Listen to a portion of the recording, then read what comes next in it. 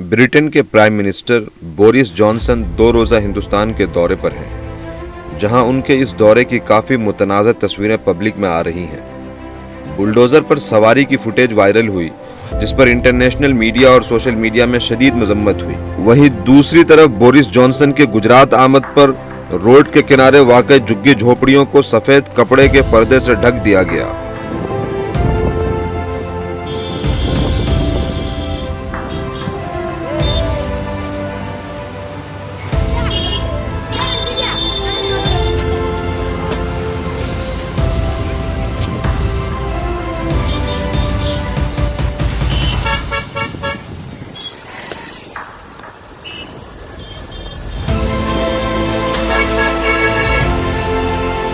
वाज़ेह हो कि साल 2020 फरवरी में जब यूएसए के प्रेसिडेंट डोनाल्ड ट्रंप हिंदुस्तान आए तो गरीबों के झोपड़ियों को ढकने के लिए दीवार खड़ी कर दी गई थी।